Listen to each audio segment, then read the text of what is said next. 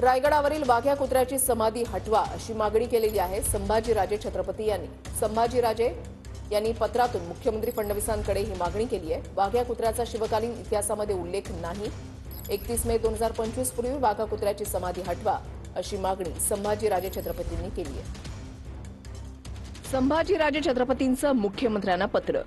हिंदवी स्वराज्याची राजधानी दुर्गराज रायगड इथे श्री छत्रपती शिवाजी महाराजांच्या समाधीलगत कथित वाघ्या कुत्र्याची समाधी म्हणून एक संरचना काही दशकांपूर्वी उभारण्यात आलेली आहे। या वाघ्या कुत्र्याचा शिवकालीन इतिहासामध्ये कोणत्याही प्रकारचा उल्लेख अथवा संदर्भ मिळत नाही।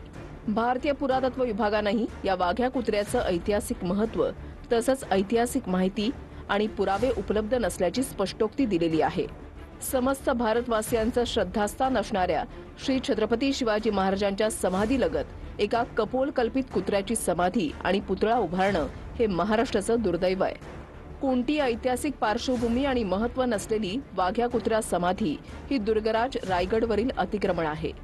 भारतीय पुरातत्व विभागाच्या धोरणानुसार 100 वर्षांहून अधिक पुरातन असलेली संरचना संरक्षित स्मारक म्हणून गणली जाते। त्यामुळे वाघ्या कुत्रा समाधी संरचनेस 100 वर्ष पूर्ण होण्यापूर्वीच ही संरचना हटवणं अत्यावश्यक आहे। 31 मे 2025 पर्यंत हे दुर्गराज रायगडावरून कायमस्वरूपी हटवण्यात यावं।